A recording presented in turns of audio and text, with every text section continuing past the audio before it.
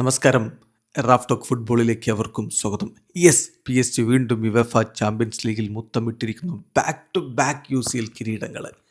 Luis എൻറിക്കെ PSG പോയിട്ട് മായാജാലം തീർക്കുകയാണ്.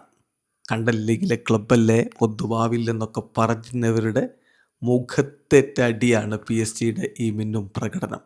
കഴിഞ്ഞ 2 വർഷമായിട്ട് യൂറോപ്പിനെ അവർ അടക്കി ഭരിക്കുകയാണ്. ഫൈനൽ മത്സരത്തിൽ ആഴ്സണലിനെയാണ് അവർ പരാജയപ്പെടുത്തിയത്.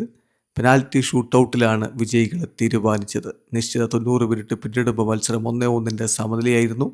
എക്സ്ട്രാ ടൈമും കടന്ന പെനാൽറ്റി ഷൂട്ടൗട്ടിലേക്ക് ആഴ്സണലിനെ പിഴച്ചു. ഗബ്രിയൽ മാഗല്ലസിൻ്റെ പെനാൽറ്റി, ടെറിബിൾ പെനാൽറ്റി, അത് PSG ആനുകൂല്യം 4-3 എന്ന രൂപത്തിൽ പെനാൽറ്റി ഷൂട്ടൗട്ടിൽ PSG വിജയിച്ച് കയറി കിരീടം സ്വന്തമാക്കിയായിരുന്നു.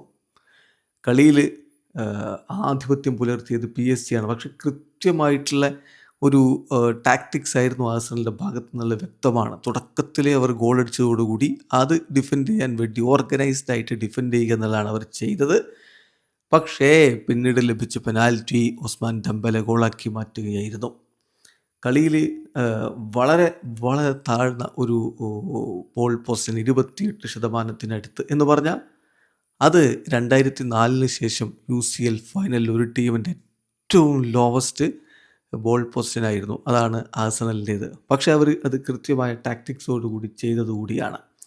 ഏതായാലും മത്സരത്തിൽ ഡിസേർഡുവും ഉസ്മാൻ ഡെംബലെയും കിച്ച കവളസ്കേലിയും ചേർത്തുകൊണ്ട് PSG മുന്നേറ്റങ്ങൾ നയിച്ചപ്പോൾ മറുഭാഗത്ത് കായ് ഹവേർട്സും ബുക്കായോ സാക്കയും ഒഡേഗാർഡും ട്രൊസാർഡുമായിരുന്നു ആഴ്സണലിൻ്റെ മുന്നേറ്റങ്ങൾ നയിക്കാനുണ്ടായിരുന്ന. തുടക്കത്തിൽ തന്നെ 5-ാമത്തെ മിനിറ്റിൽ ഏതാണ്ട് അപ്രതീക്ഷിതമായി എന്ന് പറയാവുന്ന രൂപത്തിൽ വളരെ ടൈറ്റായിട്ടുള്ളൊരു ആംഗിളിൽ നിന്ന് കായ് ഹവേർട്സ് പന്ത് PSG വലയിലേക്ക് എത്തിച്ചു.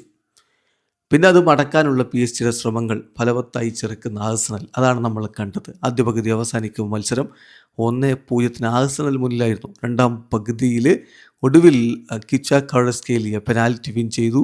ഉസ്മാൻ ഡെംബലെ ആ പ്രഷർ സിറ്റുവേഷനിലും വളരെ കൂളായിട്ട് പന്ത് വലയിലേക്ക് എത്തിച്ചു. 1-1 സമനില. 90 മിനിറ്റ് കഴിയുമ്പോഴും അത് തന്നെയായിരുന്നു സ്ഥിതി. പിന്നീട് എക്സ്ട്രാ ടൈമിൽ മാറ്റങ്ങൾ സംഭവിക്കാതെ വന്നതോടെ കളി പെനാൽറ്റി ഷൂട്ടൗട്ടിലേക്ക് നീളുകയായിരുന്നു. ഏതായാലും 4-3 വിജയിച്ചുകൊണ്ട് PSG വീണ്ടും UCL മുത്തമിട്ടിരിക്കുന്നു. വീഡിയോ അവസാനിക്കുന്ന ഫുട്ബോൾ ലോകത്തെ കൂടുതൽ വിശേഷങ്ങളുമായി റാഫ് ടോക്സ് എത്താം.